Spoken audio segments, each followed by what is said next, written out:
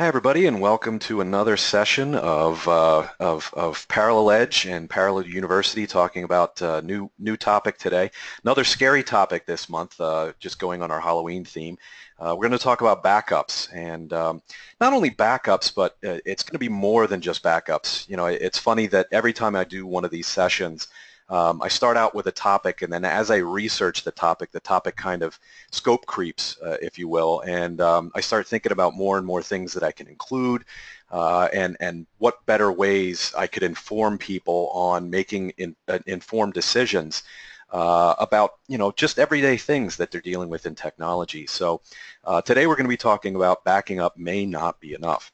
So basically we're going to talk about the differences between business continuity, disaster recovery, and backup, and why you should care. So there's a big difference between all of those words and those concepts.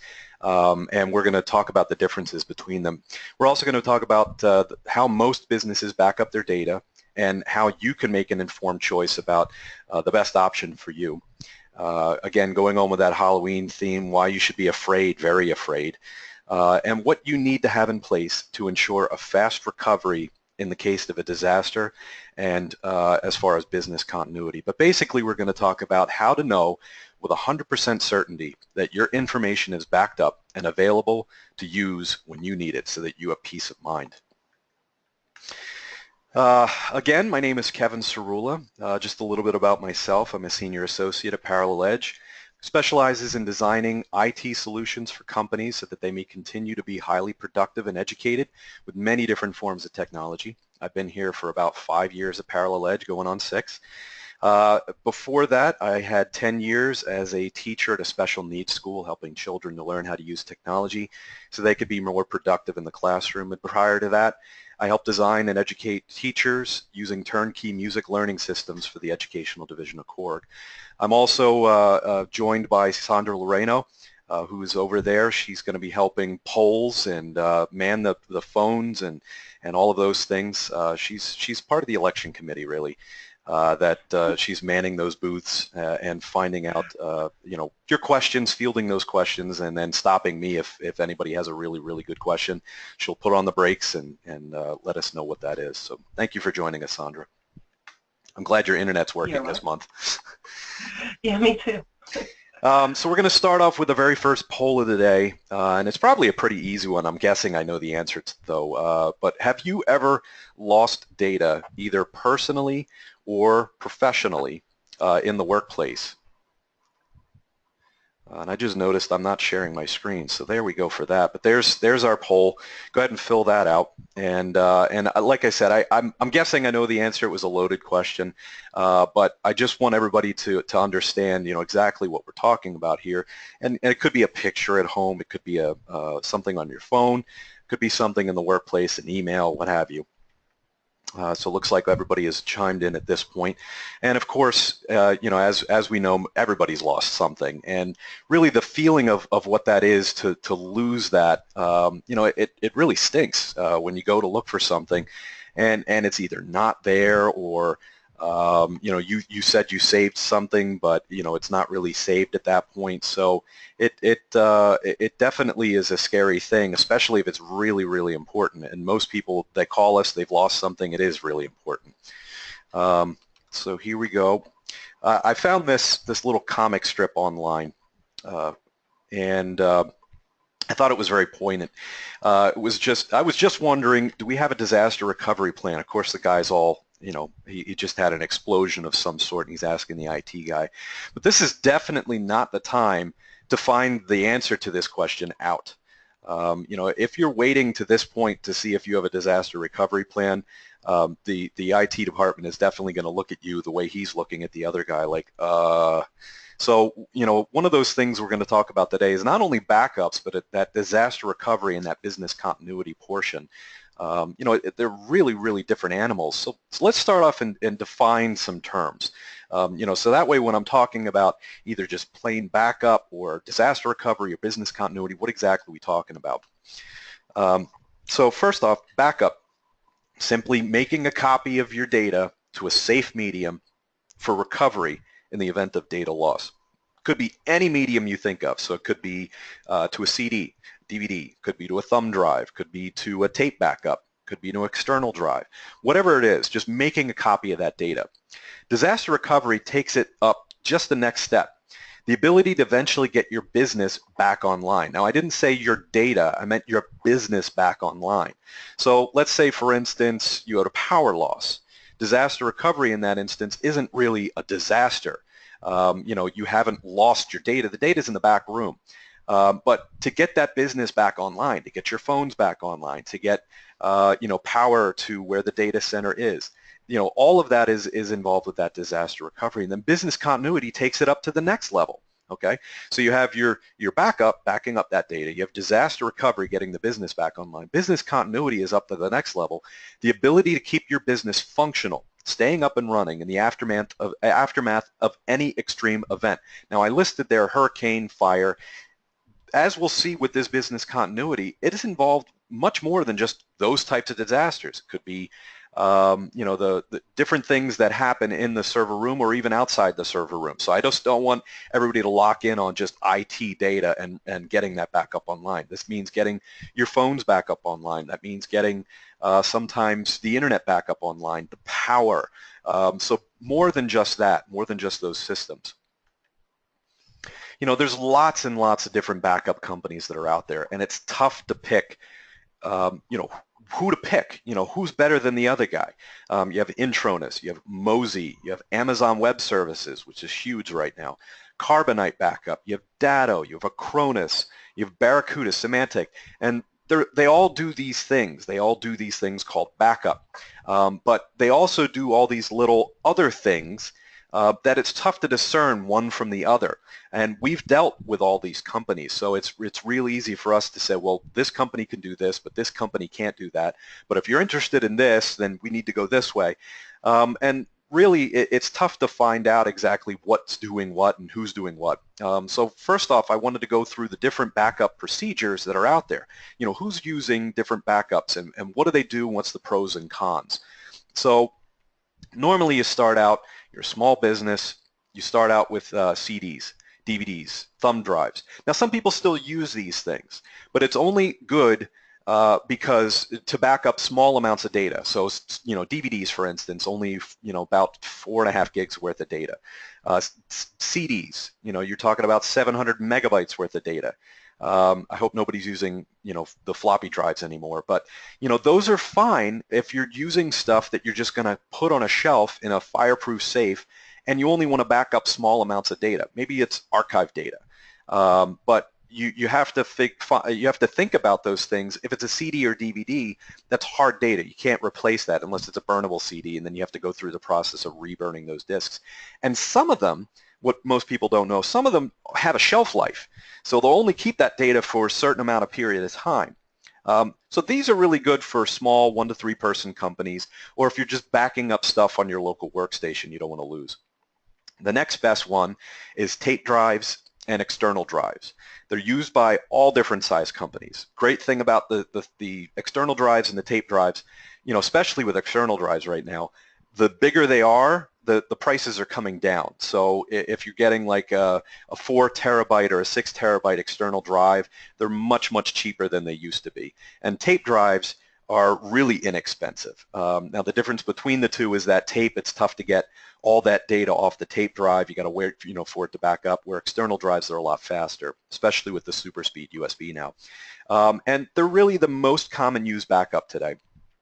Hard drive based NASs, so that's basically like a Synology or a type of device that's sitting on your network that just has a bunch of hard drives in it. It's not a server per se. It's a lot cheaper than a server that you're backing up to. Again, that's on-site data, or just using off-site data. So some people might be using something like Intronis or Symantec that might be backing up that data to someplace in the cloud, and you're only doing that, okay? The best scenario that you could have is that you're using a server-based NAS with some type of virtualization. Now, Acronis does this. Barracuda does this. There's some other companies that do this. So basically what you would do is back up to this NAS, and you would be able to virtualize whatever's on that NAS into a server form that could be injected onto a server on site or possibly spun up in the cloud. You could also use cloud storage for your archive data, or even use some type of a hybrid approach. So you have a device that's on site that's caching data from a cloud source. So that way you don't have to worry about if this device fails on site or if we lose this device, you still have all this stuff in the cloud. So that's the best case scenario. Pros and cons of the different ones, and I'll quickly go through these. I'm sure that I've already gone over some of these in the previous slide, but the pros, for CDs, DVDs, it's inexpensive. You don't have to pay a whole lot for that. You can get a stack of CDs or DVDs and back up to those. You don't really need any technical expertise. Just stick a thumb drive in a machine, you back up to that, no issue. Little or no hardware investment, it's really cheap, and then you have a reasonable success rate for recovery. But you can only back up small amounts of data. It's completely manual. You have to be invested in this solution in order to make it work. And it requires users to wait for the complete backup to take it off site. And then the data is not verified when it's back up, and then bare metal restore, which we'll talk about what bare metal restores are. It's not practical or possible, so getting something from scratch. You go up to the next one with tapes and external hard drives. You can back up lots of data. The hardware and software, relatively inexpensive. We could set up a script, that we could write that uses the internal processes of Windows, and copy that data to a tape drive, to an external drive, and really you don't need any more expertise than that. It's usually least expensive method for backing up large amounts of data. You can automate those processes, and then bare metal restore is possible with additional software. Cons: it requires some manual interaction. Okay, so if you're familiar with the tape backup or with the external hard drive backup, somebody's responsible for going in there and taking Wednesday's hard drive off, or Wednesday's tape out, and sticking in Thursday's tape, and then taking Thursday's out and putting in Fridays. And oh, is today Monday? I forgot to put in Monday. I got to call this person to put Monday's tape in. Happens all the time. Also requires a little bit of technical experience to install and maintain. Sometimes, depending on how much data that you're backing up, one tape drive may not be everything. And it also needs to be monitored as that data grows. So, 2 terabyte drive today may not suffice if you are now backing up 3 terabytes tomorrow. So you got to maintain and monitor and manage that data. You need to replace those tape drives or those devices every year.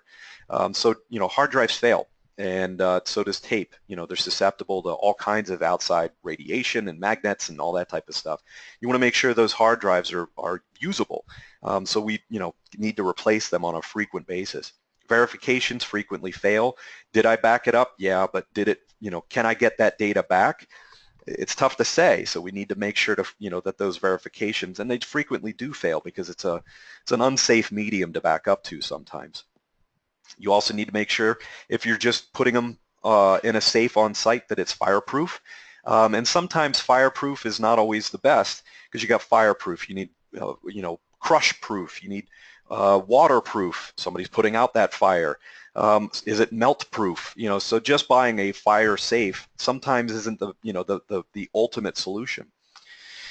Having an on-site device like a NAS, or just doing off-site backup only, you don't really need the human interaction, so you don't need somebody there to kind of replace those tapes.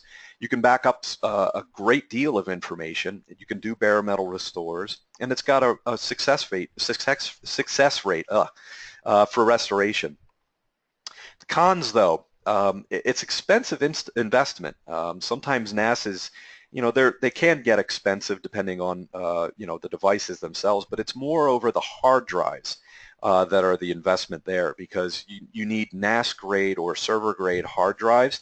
They're not hard drives that you can just simply go out and pick it up from Staples. So they have vibration sensitivities and those types of things, and caching data and whatnot, so that your data stays safe. You need technical expertise for installing and maintaining that stuff. It may not have offsite capabilities, or might take a long time for retrieval. So, for instance, if you're backing stuff only to the cloud, backing up only to the cloud, something catastrophic happens on site, it may take a long time if you're just concentrating on an internet signal to take your data in. Let's say you're backing up 5 terabytes to the cloud and they only allow you to download that stuff from the cloud to you. That's a heck of a lot of data that you need to download. Excuse me, thinking about, just downloading a 1 gigabyte program or something like that you need to download. Think about emails that you send out that have large attachments. They take a little bit of time. Now think about trying to download your entire contents of servers from the cloud over an internet signal. It may take a little bit of time. And that's time wasted waiting for that data, waiting for your accounting systems to come up. So you want to, talk about that. Not all devices have the ability to check data integrity, so you definitely have to do testing of some sort. And there's no real true test restore for an offsite company. So again, now that I've backed up, let's say it's to Amazon Web Services or something like that. Now that we've backed up that 5 terabytes to the cloud, we want to do a test restore of maybe half of our company data. Well, now you're investing yourself in downloading 2.5 terabytes from the cloud. How long is that going to take? Is it a true test? Is everything there? Can you test all that data? It's really tough to get into that type of stuff. So really it takes us up to this next level, which is the offsite, the server-based NAS device or offsite storage, including both. So you're backing up to something on site for quick retrieval, and you're backing up something to the cloud for the offsite storage. So having that, that shared services is key. So no human interaction required. You can back up a truckload of data. Backing up bare metal restore, it is possible. It allows for disaster recovery plan. So we can talk about that in a little bit, but it's because you're backing up on-site and off-site, you have that disaster recovery kind of built in. And it's got the best success rate for restore because you have that redundancy now. You do need some technical expertise to set this up, get it up and running and maintain it. And now we're talking about off-site storage and on-site storage. You're talking about more of a monthly investment. And not all devices, you still have that data integrity, thing going on. So you got to make sure that, you're doing your testing, you're doing your spinning up in the cloud if it has that built in. Again, some of them do, some of them don't, but, we need to talk about that anyway. We adhere at Parallel Edge to more of a 3-bucket method. So, one of those things that we talk about is, how quickly do you need your data back? What's the first thing you need back? What's the most important thing that you need back up and running? Because that's the thing that needs to come up now. You can't wait for this stuff. So your first bucket is backing up your most important data in the quickest restoration possible. So let's say that's your accounting package. You're backing that up to an on-site source, just in case something corrupts that data.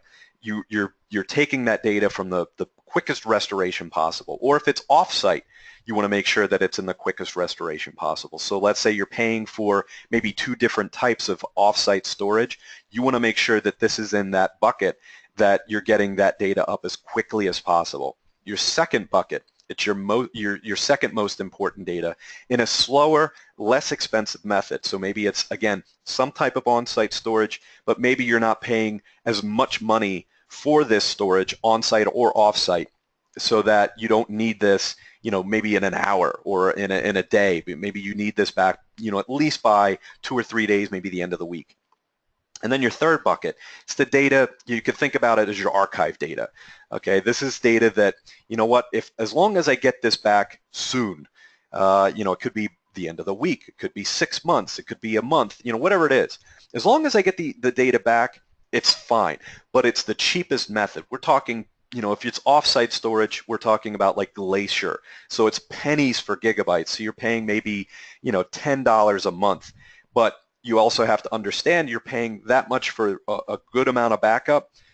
If you want that data back and you're paying something like Glacier, it's going to be a while before you see that data all come back in its entirety. So think about those 3 buckets. You want to make sure that when you're creating your disaster recovery, you're thinking about your most important data, your second most important data, and then data that you really don't need. And really, what does this all come down to? It's cost. It always comes down to cost, and really what we'll talk about in a little while, it's the cost versus the uptime. So you have to think about it when it comes to disaster recovery. I mean, backup, anybody can do backup. And I hope that's the one thing that you take away from this webinar today. Anybody can do backup. Jim, Joe, Bob, whatever it is. You can back up to a thumb drive. You can back up to a hard drive on site. Anybody can back up data. Anybody can copy a thing from one medium to another and bring it back. But when you're talking about disaster recovery and business continuity, you have to think about factors like loss of wages, loss of bringing money in per day or per hour or per minute. So you start thinking about the production value of your employees, and if they're down for an hour, if I have 50 people that are sitting here that aren't working right now because our servers are down, how much is that costing me? And how much could it cost me if it's an hour, if it's a day, if it's 3 days? And now you start thinking about it in terms of, well, there's a backup cost, but when you start thinking about it as far as disaster recovery, now you can see the balance of, if I'm down for this long, then the backup cost is really negligible. So if I want to pay this much more as a backup, you can now tell people within a reasonable amount the weighing of the disaster versus people being down versus the backup cost. So you have all those things that you can now weigh. So in talking about disaster recovery and backups, I want to at least talk about what's the biggest reason, what's the most important reason, or what's the most common cause of data loss. Like, there's different ways you can lose data. And I have on there human error, you have hardware failure, you have viruses, which I talked about last month, which is huge anymore.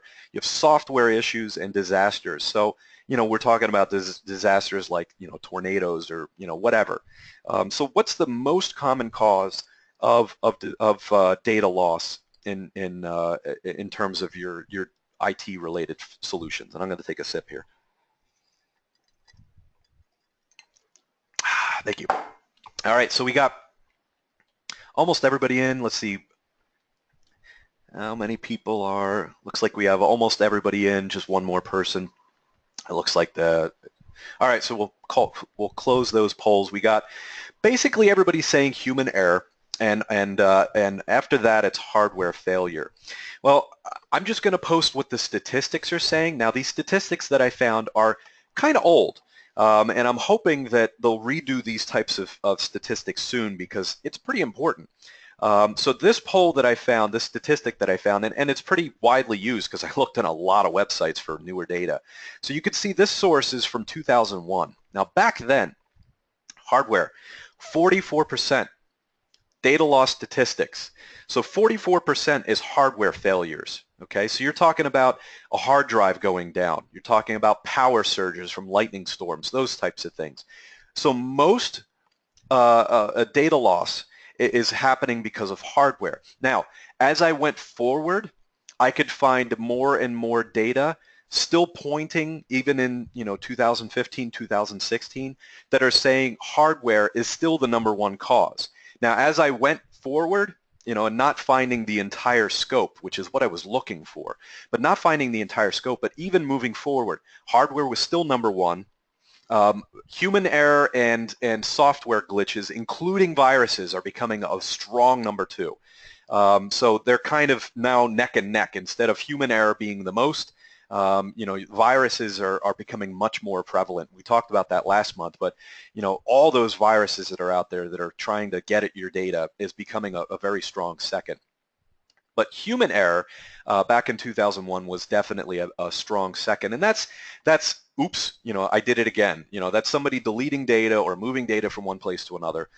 Disgruntled employees, deleting data, hardware theft, so somebody stole a laptop, something like that.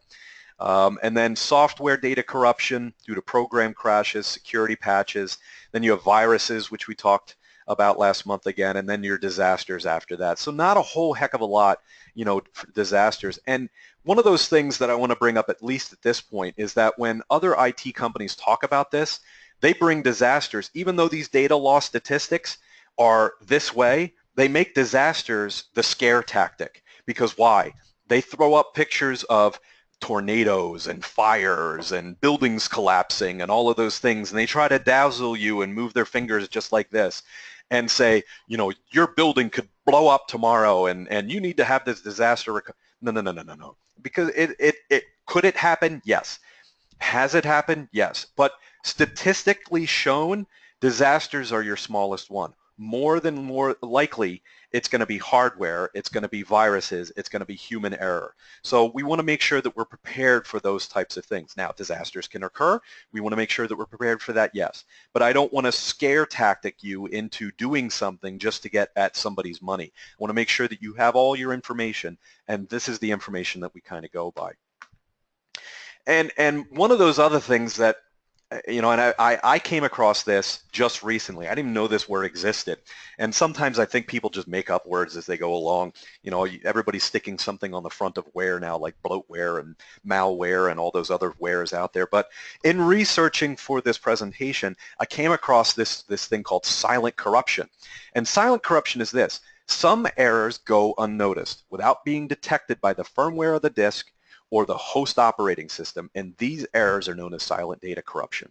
And I put a quote up there. I saved it, but something must have happened. And I talk about, the one thing that I talk about, and it just happened to my daughter recently. She works on the PlayStation. She saves her game. She shuts the PlayStation off. She goes back, and her game is corrupt. She says, "Why, Daddy, why?" Silent data corruption. I don't know why. There was nothing that happened to it. She thinks she saved it, but something happened to that data, and it's happened to all of us. I mean, we go to save something. Maybe there was an internet hiccup. Maybe there was a network hiccup. Maybe I shut my computer down before it fully saved. Maybe Word crashed toward the end, and something happened. But it's one of those blanket terms to say, yeah, you did everything you think you should have done. But something happened, and it's called silent data corruption. Now, one of the other things I found out in researching for this, and I wish I would have kept it. I had it bookmarked. I thought maybe it's silent data corruption. But I found a quote off of one of Amazon's websites that talk about their backup solution, and even they have a disclaimer in there that says, you know what, you're going to back up your data us, but there's more lines, cables and networking and switches and all these types of things between point A and point B, and we can't be ultimately responsible for your data. So you're backing up to us, and we're saying, yep, we got your backup, but things like this happen. And it's silent data corruption. And you can look up silent data corruption in Amazon. I was finding statistics back in 2009 that S3, which is their backup solution at that point, they were basically saying, yeah, something happened and we can't ultimately say what, but it's silent data corruption. So stuff like that happens. So making sure that your data is in more than one place, not just on your local hard drive, that it's on the server, that it's in the field, in the cloud, and all this other stuff, takes this silent data corruption down. But making sure that you have all these things in places that you need it's definitely needed. So silent data corruptions, it opened my eyes up to a new thing. But really, when it comes to these types of plans, you got to make sure that you have backup plans that are not only in place but also reviewed on an annual basis. So this is almost a surefire way to make sure that you're taking the amount of errors and corruption down to the smallest form.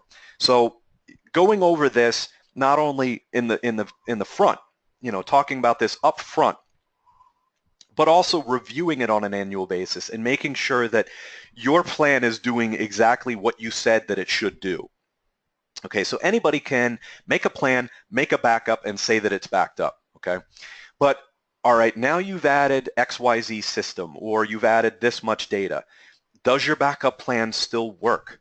And if you're not reviewing these things on a monthly basis, or not a monthly basis, but on an annual basis, you should start doing it, okay? So, just because your backup plan works today doesn't mean it's going to work in 6 months to a year. So first, plan, and I'm saying plan with a team. I'm saying not just one person and one person. I'm saying make it a couple different people to get other opinions. Will you back up every PC or just the server data? So is there stuff on your workstations that need to be backed up, or is it just the server that needs to be backed up? What's your exact process to restore your data. Okay, so if something happens, what's the process to restore that data? And are you invested in that? Do you know what that process is? And what are you going to do in the event that your backup drive doesn't work? What happens if your first line of defense is not working? Now you got to go to your second line of defense or your third line of defense. What is that backup to your backup? And I hate to keep using that word, but what's your backup plan for your backup plan? Next, perform your backups daily. Sometimes backup solutions are even getting so good that you can back up hourly, okay, or even half a day, because internet bandwidth is becoming bigger and bigger, and the backups that you're looking at could even go down to something that's called the sector level. So you could back up, different things on the hard disk itself, not just the file where you're copying the entire file, but you're copying pieces of a file. So it's a lot less data, and then you can do it per hour. Take the backup media off-site. Don't store it in your car or your purse. There's so many times that we're looking for, especially if you're using just tapes or just external hard drives. Oh yeah, I left that in my car, or that's in my purse, or that's in my basement. It's not going to do any good there. So making sure that there's a set process that that person is taking it home, putting it somewhere safe, and then bringing that drive back on site. And then having a backup plan to your backup plan, having a second backup option, such as an automated remote backup of some sort, taking that data off-site.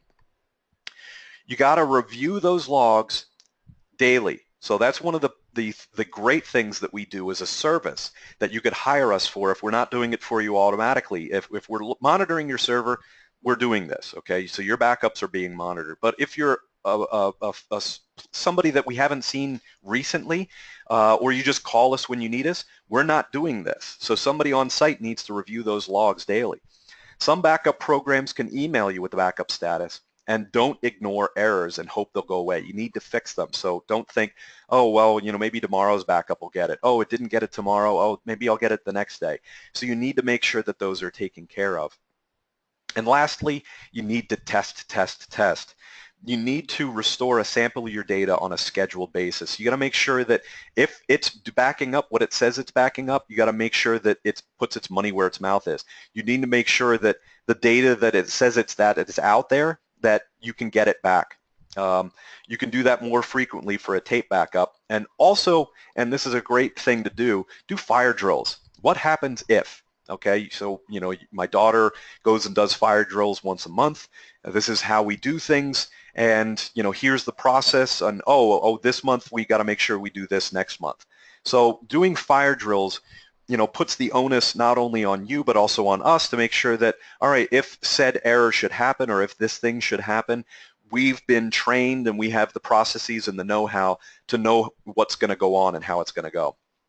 And like I said, you got to review this process on an annual basis, possibly with a team, to make sure that, all right, now we have maybe a new accounting system, or we've added this server file, or we've added this person.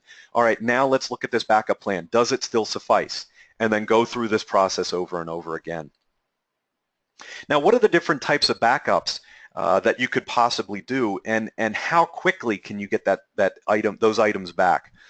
So talking about the different types of backups, you have, your bare metal restore, and I talked about this before. So bare metal restore is basically you're taking an image of an entire server. You're just snapshotting it. And then now with that snapshot, you can take another server. So let's say this server goes down. You can take another server from Dell or from HP or whatever and take this image and lay it on this server, and then this server's back up and running.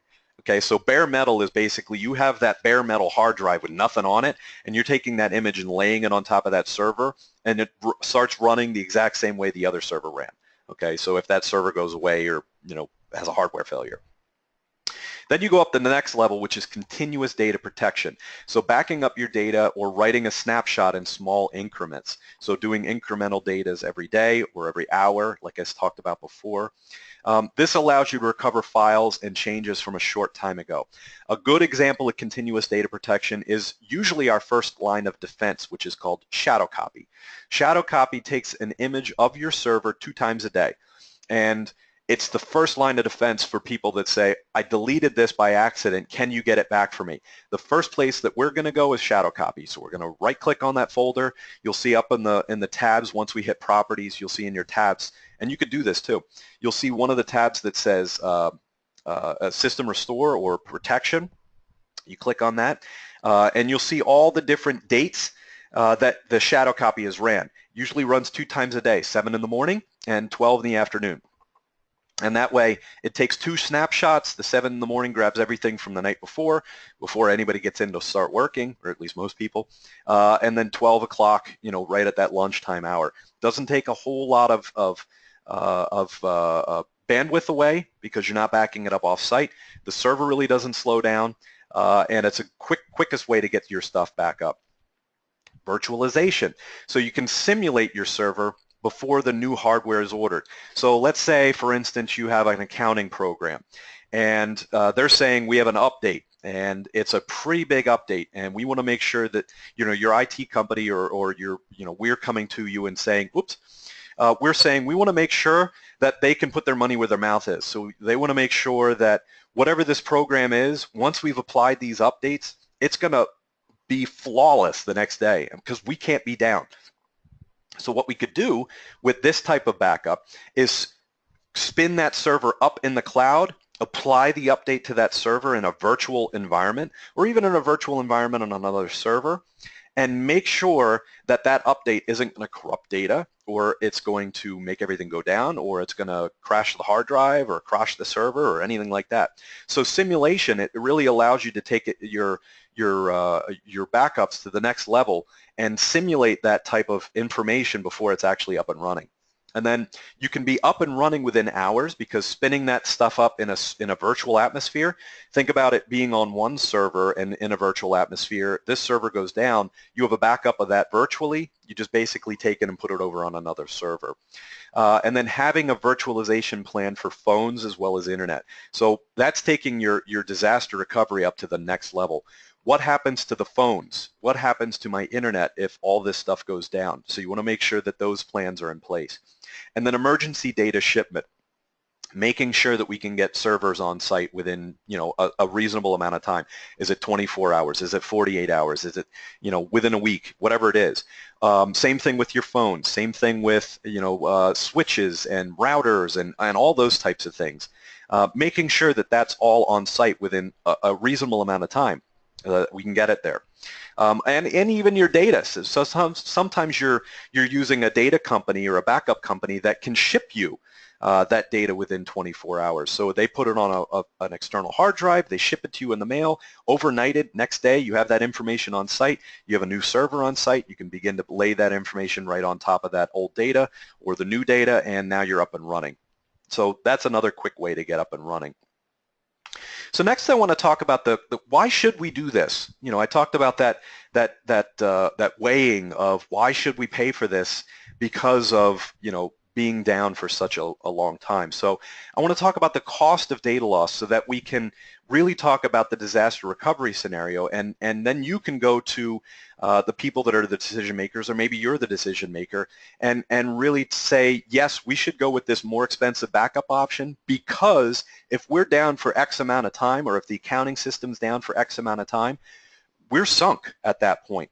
So an easy way to talk about downtime cost is to take your annual revenue. Talk about maybe your annual revenue as of today. You can talk about maybe your accounting people. Talk to your accounting people like, what was our annual revenue last year? Take that annual revenue, divide it by 261, which is the average amount of business days, at least for 2016. So that's just the average cost of a stoppage of business. So example, if you're $2 million a year, it's $7,662 per day. That's just the business. Okay, you're not talking about IT costs. You're not talking about possible failed hardware costs. You're not talking about missed deadlines or missed opportunities or missed emails. You're not talking about all those types of things, counting into that $7,662 a day. So, that's one of those scary things that you can talk about with your accounting people and say, you know what, if we're down for a day, how much does that really cost us? How much is it after 2 days? How much is it after 3 days? Okay, you can do the math from that point forward. And then you can scale back from that point and say, all right, well, if we're down for a day and it costs us this much, and our backup will allow us to be back up at the shortest amount of time within 72 hours, now you can do the math. If we're down, if our backup solution says we can be back up within 72 hours and we're losing $7,662 a day, we now have the money or the justification for the money to make sure that we're now down for only 24 hours or maybe an hour or maybe 48 hours. Okay? You can talk about throwing more money towards your backup because you can justify how much you're down for a day. So these are the scary statistics. Let's say you lose all your sales data. It's gone, okay?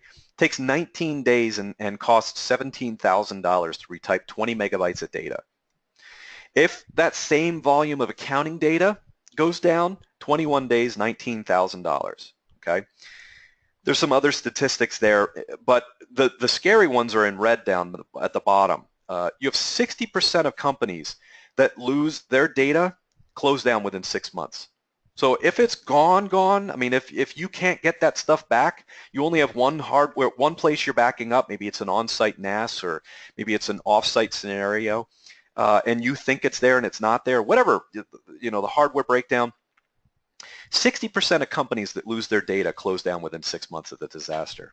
On average, 93% of companies that lost their data center for 10 days or more, so they eventually get back up and running, but they're down for 10 days or more, file for bankruptcy within 1 year of the disaster. And those statistics are coming from the Boston Computing Network's data loss statistics. That's a scary, you know, statistic to think about. So again, when you're thinking about your backup scenarios, you want to be thinking in terms of these types of statistics. So does your company, this is their next poll, does your company have a business continuity plan that includes disaster recovery? Or do you know of one? So your business continuity plan, you know, does it include things like your phones, your internet, power, you know, possible other things that you may not have thought about? So it's not just, you know, IT related stuff, but, you know, what's going to keep your business going? And including this disaster recovery. So does it include these things? Okay.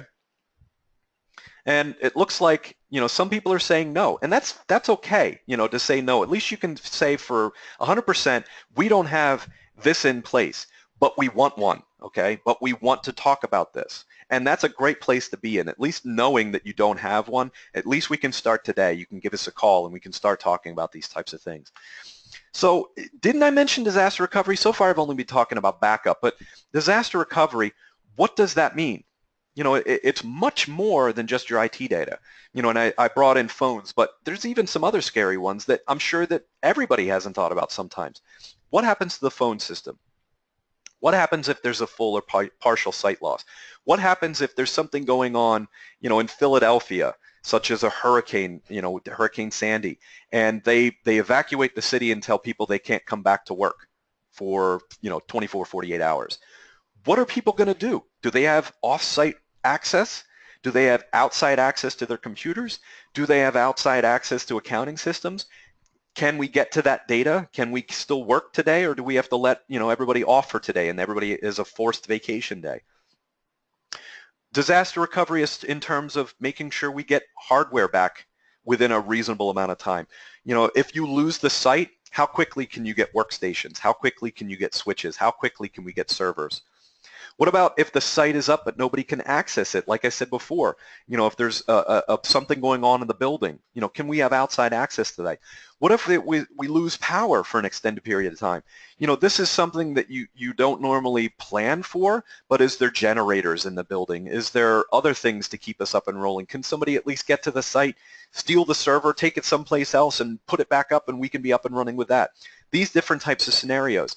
Here's another scary one that most people don't plan for: a CEO death or a major principal death. Okay, we have one company that is part of Parallel Edge. They're unfortunately major principal, their CEO just died, and you know they had to plan for, well, do we have all his passwords? Do we have the accounting in line? Do we have power of attorney? All these different types of things. There's much more involved with business continuity and disaster recovery than just your data. So in talking about those types of things, now you're talking about not just the technical contact for backing up our data. You're starting to see the wider aspects of what disaster recovery means and how wide of a team that you have to put together to make sure that you have business continuity. Some other things to throw out there that are terms that you should talk about when it comes to disaster recovery. And again, not just your backup, but also disaster recovery. Your RTO, or your recovery time objective. And this is the main thing that you need to keep in mind when it comes to making sure your backup plan is acceptable uptime after a disaster. Okay, so you have your recovery time objective. All right. If something happens today or tomorrow, how quickly does our accounting system need to be back up? How quickly does payroll need to be back online? How quickly does the sales team need to be back online? How quickly does the phones need to be back online? So now you can start backing up with, all right, our accounting system cannot be down for more than 24 hours. And if it's down more than 24 hours, we're pretty much sunk. I mean, we're in like, pulling your hair out, running around in circles saying, oh my God, what am I going to do? If you can't have your recovery system, your accounting system be down for more than 24 hours, there's a recovery time objective. If sales can't be down for more than a week. So now we can start backing up from those lines in the sand and saying, all right, if you can't be down for 24 hours in accounting, does our backup system meet that 24-hour deadline? If it doesn't meet that deadline, we need to A, review your backup solution, and B, figure out a solution that's going to meet that recovery time objective. Okay? And now you can justify the cost because now you need to meet that recovery time objective. So you can start seeing that we're not just talking about getting your files back, but meeting these recovery time objectives and making your business continue to go. Okay. The other part of this is your RPO, or your recovery process. Okay. And the easiest way to think about that is in your continuity planning, what's the maximum period you need to be back? Okay. So going back a week, going back a month, going back a year. Like if something should happen to an accounting program that we need to go back, let's say there was information that got corrupted a week ago. What's the recovery process back further than that? So an easy way to think about this, your recovery point objective and your recovery time objective. So the disaster's in the center. So what's the furthest time we need to go back? That's the recovery point objective. Your last backup, or what's the point where the data is in a usable state? So if accounting package got corrupted maybe because of an update and we didn't notice it for a week or a month, how far back can we go back? And after the disaster, how long does it take us to recover? So if you want to screenshot anything of this seminar, this is the one to do, because this is the disaster recovery scenario you need to think about. How far back do we need to go, and how quickly can we get back up? Now, one of those things that can make you breathe easy is that we have processes and exercises that we can go through with you to talk about these types of things. So if your accounting information or your client data information, your CRM or your email, if you lost access to this, what impact would it have on your business? If you lost data and functionality permanently, what impact would it have? And then the estimated cost of those things. So then we can kind of work backwards from those objectives, those exercises, and then justify the cost of your backups. So how can we help? We have plans, as I said, plans and exercises. We can go through these things with you. We can assist you in creating a backup plan. We can assist you with disaster recovery procedures and scenarios. We can assist you with finding out the different backup companies that are out there and go, like, just basically helping you work your way through them to find the backup program that's going to work for you with your cost in mind, with your costs in mind. And even if you have that backup running, there's always room for improvement. So make it part of an annual review and make it a team. Make it a team of people, because sometimes somebody puts a certain spin on things, or they bring a certain piece of information to the table that you may not have thought of, like, oh my gosh, if this was offline, I never even thought about that, but we need to make sure that we have licenses for this software program, or if that was down, we'd be sunk. So make it a part of in your annual review. At the very least 6 months, I would say. At the very least 6 months. I would try to do it maybe monthly for testing, and then maybe every 6 months at the very least to go over those backup solutions. And then also make sure you're continually testing and reviewing the strategies in place. You got to make sure that what you say what you say is happening is actually what's happening, and then also make improvements on those things. So at this point, I went over a lot today. We talked about, just plain backup. We talked about, just backup as far as copying your data from one place to another and making sure that it's there, just in another scenario. But really, anybody can do the backup solutions. Anybody can do just plain copying from one place to another. You want to make sure that you're meeting your recovery time objectives with that backup. You want to make sure you're recovering your recovery point objectives with that backup, and that you're meeting those things. Okay, don't fall to scare tactics and all those types of things. Anybody can do that. Anybody can scare somebody else into a scenario. We want you to partner with us to make sure that your business is going to be up and running in a way that is meeting your recovery time objectives. We also talked about the different types of backups that are there. So we had the CDs and DVDs and your thumb drives. We talked about backing up to external drives and tapes. We talked about to a NAS or only to an off-site solution. And then we talked about that ultimate, which is on-site, off-site, spinning virtuals up in the cloud, moving things here and there, backing up not only daily but maybe hourly or half a day, all those types of things. We talked about not only the disaster recovery, but also the business continuity. So not only including, your data and your IT solutions in that, but also your phones, your internet, power, all those types of things. And then we also talked about what exactly is the disaster recovery. We had that session there, or that key picture there of your recovery point objective, your recovery time objectives, and where the disaster is in the middle. And then we have those exercises that we can go over to help you. So if you're interested in any of that, especially those people that said no to that one poll that says, does your company have this in place? Give us a call. Any one of our technical experts can go through these things with you and help you through those different scenarios. So at this time, I wanted to open up to, if there were any questions, please chat them up to me. Sandra, did anybody have any questions as I was going on? I didn't see you raise a hand and stop me or anything. No, there were no questions. I think you covered just about everything there is about backup. Okay, great. Well, if anybody does have any questions, feel free to email me, put it in that survey at the end. You have our information, call Sandra, raise smoke signals, whatever it is. Get in touch with us somehow, because we're here to help you. We're here to help you put those things in place, because we want to make sure that you sleep at night and we sleep at night. We want to make sure we both sleep at night, and the only way to do that is to make sure you have that disaster recovery in place, you have that business continuity in place, and that, all those backup scenarios are met. So if anything, I will take this to the next slide, which is basically thank you for joining us. We'd like you to join us on our next webinar next month. I know Colleen is out there, so I know that you'll be interested in that one. OneNote, we're going to talk about unique ways to use OneNote in your organization. Now, OneNote is one of those underrated programs by Microsoft that it's almost like you should have a Pinterest site to just dedicated to OneNote.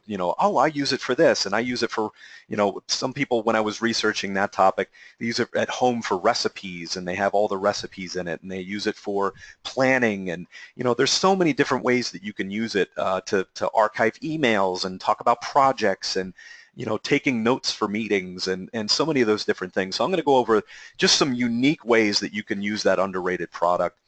Stay tuned in our newsletter and on our website for future webinars, and all of these webinars are posted on our website. So if you have anybody that's interested in some of the past webinars, point them to the direction of our website. They can see all those there. And then make sure that you fill out that survey, and it tells me how good of a job or bad of a job I did today, and also lets us know, some of your thoughts about some of the things that we can do in the future. But in any event, I'm going to close this scary topic for Halloween. Stay tuned next month for OneNote, and everybody have a fantastic day.